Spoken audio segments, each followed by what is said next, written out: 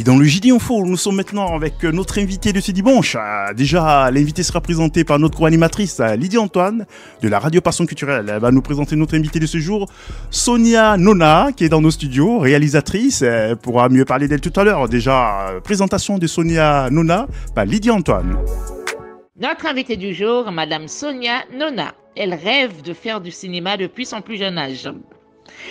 Elle est née à Boulogne-Billancourt le 16 septembre 1996. Elle passe son enfance dans une petite commune des Yvelines jusqu'à ses 19 ans, où elle monte à Paris. Et ce matin, elle nous a fait le plaisir d'accepter notre invitation dans l'émission JD Info sur la radio Fréquence Paris Pluriel. À vos Simplices. Nous arrivons maintenant à notre invitée, Sonia. Bonjour Sonia. Bonjour. Tu es sur la radio Fréquence Paris Pluriel. Sonia Nona, je ne me trompe pas. Hein. Exactement. Tu es réalisatrice et je crois que tu fais d'autres choses aussi. Alors je suis scénariste réalisatrice indépendante depuis 8 ans. Oui. Depuis 9 ans maintenant, ça y est, c'est un an de oui. plus. Bah, je ne demanderai pas à quel âge tu as commencé, mais parce que tu m'as l'air jeune relativement. Tu as commencé très tôt le métier. En réalité, j'ai commencé ma toute première expérience à l'âge de 10 ans sur une pub Planète Junior que je faisais, donc c'était une pub sur les goûts. Mais c'était ma seule expérience cinématographique puisque j'avais pas trop accès à ce milieu au début. Et j'ai commencé plus sérieusement dès que j'ai eu mon bac, donc à l'âge de 18 ans. Et là j'ai foncé, j'ai fait mes projets et puis j'ai essayé de faire un peu tous les métiers, en tout cas de connaître les métiers du cinéma. Et c'est vrai qu'après je me suis vraiment orientée dans ce qui me plaisait vraiment, donc c'est-à-dire le scénario et la réalisation. C'est vrai qu'au départ, c'est plus l'actorat qui m'attirait, comme souvent, en fait, comme plein de monde quand on voit des films ou des séries à la télé. Mais c'est vrai qu'après, dès que j'ai découvert vraiment la réalisation et le fait de pouvoir créer ses propres mondes, ses propres univers et les mettre en scène, c'est ce qui m'a vraiment plu. Et donc voilà, j'essaye d'en faire mon métier. Oui, et donc à la base, tes films, tu les réalises, tu filmes. Tu fais les montages, tout, oui, du début à la fin. Tu as toutes les étapes, en fait. Presque tout, disons. C'est extraordinaire, ça. Hein. Est-ce qu'il y a d'autres réalisateurs qui font ça Sûrement, en tout cas. À ma connaissance. Je pense au début, au début, quand on est indépendant, on essaye de faire le maximum de choses pour se faire le maximum d'expérience. Ouais. Mais c'est vrai que... Alors, je fais pas trop le cadre, parce que j'aime bien me concentrer sur la direction d'acteur et sur mes plans et sur plein d'autres choses à côté, puisque quand on est indépendant, c'est vrai qu'on essaye de gérer un peu toutes les facettes. Il y a aussi l'autoproduction quand on n'arrive pas à avoir accès à des productions, donc c'est vrai que généralement après c'est aussi pour pouvoir garder un petit peu le contrôle sur ses propres projets, mais oui on fait la pré-prod, la prod et la post-prod un peu tout seul, et après on essaye de s'entourer d'une équipe avec qui on a du coup une relation de confiance. Et puis c'est vrai que moi je change souvent d'équipe aussi parce que j'adore rencontrer de nouveaux talents et puis ça leur permet aussi de eux se faire de l'expérience, donc on sait jamais, au cas où passer à côté d'un talent, moi j'espère trouver de nouveaux talents encore par la suite, que ce soit au niveau actorat ou au niveau technique.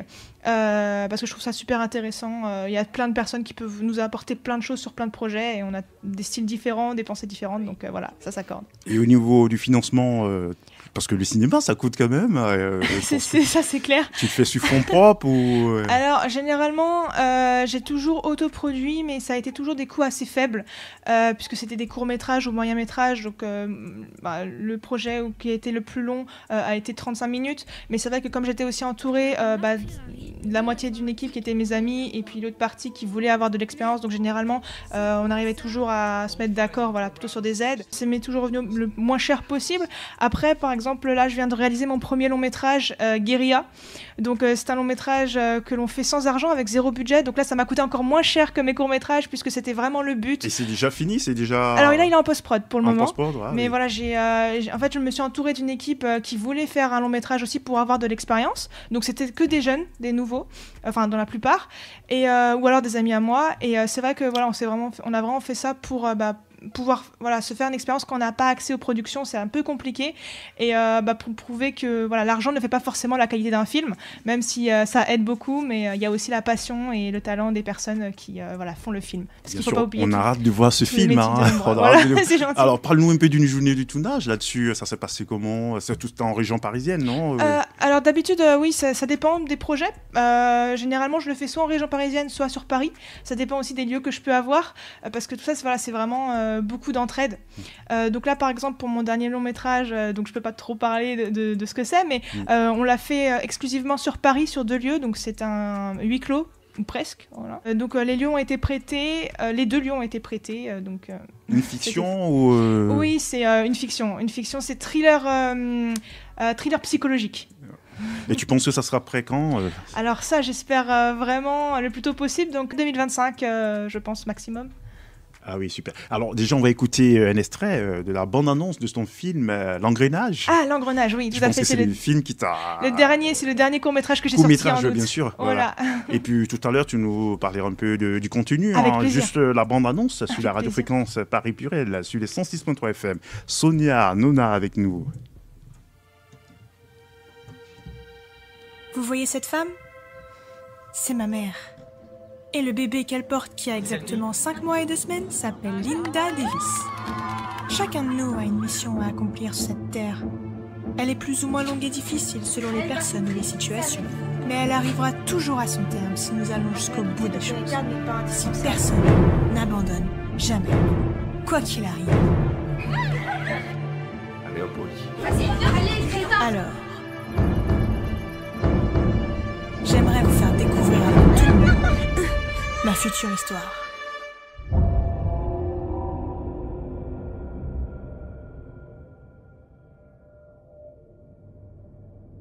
Alors Sonia, on vient d'écouter la bande-annonce de L'Engrenage.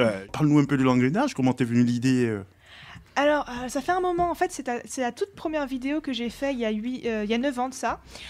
C'était un tout premier court-métrage que j'avais fait avec un petit appareil photo, une petite fille que j'avais trouvée dans mon ancien cours de théâtre de mon ancienne ville, du coup à Triel-sur-Seine.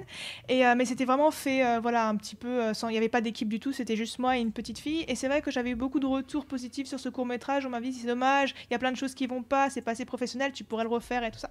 Donc du coup, je l'ai refait durant l'été 2021. Et avec une équipe professionnelle et voilà, vraiment une vraie organisation de tournage. Et en fait, ça parle de... Alors comment expliquer ça ? En gros, c'est un peu poétique, c'est-à-dire que c'est un petit peu style effet papillon dans le sens où le monde, en fait, l'avenir du monde change à chaque instant, c'est-à-dire à chaque parole, chaque action que fait chaque personne sur cette planète, le monde change et en fait, tous nos destins sont liés. Donc, c'est-à-dire qu'une personne va influencer une autre personne par rapport à une parole et hop, là, ça va faire un engrenage sur beaucoup d'autres choses. Et donc en gros j'ai mis ça en histoire sur en fait un personnage qui s'appelle Linda Davis et en gros qui raconte son histoire, donc sa belle vie future et tout ce qui va se passer en engrenage par rapport à des influences qu'elle a dans sa vie. Voilà. Oui, et le film a été primé, je crois, il y a eu des prix, oui, je vois à Londres, en Angleterre, au Royaume-Uni, exactement. Italie. Donc pour l'instant il va sortir, alors là il est sorti sur YouTube, donc sur ma chaîne YouTube Sonia Nona Film, il est sorti sur la plateforme Sofavod, donc voilà, n'hésitez pas à aller le voir.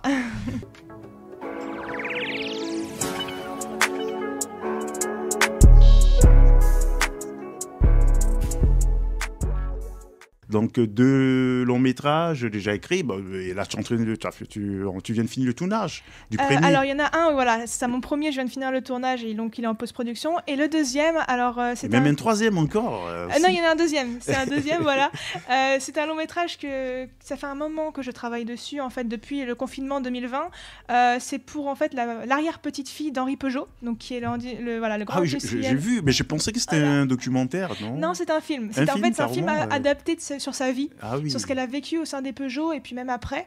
Et pardon. Style biopic, quoi. Exactement. Sur la famille. Exactement. Et surtout, c'est sur la famille Peugeot, mais surtout concentré sur sa vie à elle, puisque c'est une enfant adoptée par cette famille-là. Et puis là, on est vraiment parti sur ce film-là, donc en espérant que ça se fera d'ici peu de temps. Voilà, donc le message, on passe le message, hein.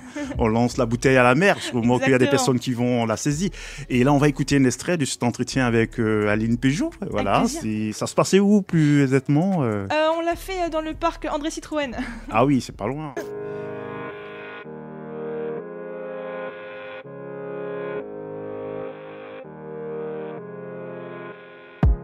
Je m'appelle Aline Peugeot, en lien avec la famille des automobiles du même nom. Je suis auteure, conférencière et maître de stage dans le domaine du développement personnel. Et je réside actuellement dans le nord-est du côté de Montbéliard-Sochaux.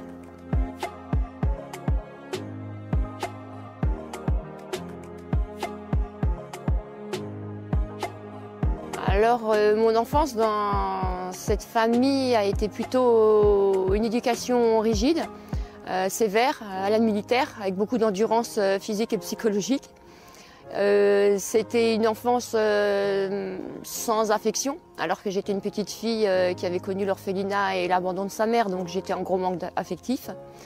Donc ça a été un début de vie assez compliqué pour moi, avec beaucoup de rejets, que ce soit au niveau de la famille, parce que je ne correspondais pas trop au code, et du côté des autres enfants, on va dire, des classes qui me prenaient pour la fille d'eux, donc j'étais pas intégrée dans un milieu comme dans un autre. Donc ça a été assez compliqué.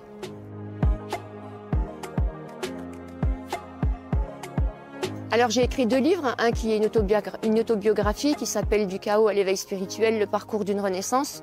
J'y raconte les grandes lignes de mon parcours.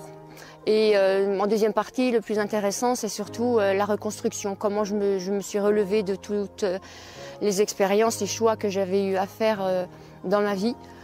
Et le second livre est plus axé sur mon parcours professionnel, dans ce sens où j'ai toujours été un cancre et j'ai aucun diplôme, aucune formation. Je suis assez réfractaire à l'apprentissage tel qu'il est délivré encore trop majoritairement actuellement. Et donc j'ai dû inventer ma voie professionnelle et arriver par des chemins détournés là où d'autres arrivent par un cursus classique. Voilà. Donc c'est un peu plus difficile, mais il y a plus de liberté d'agir et puis le résultat est le même, si ce n'est meilleur, parce qu'on se trouve là où on vous attend le moins.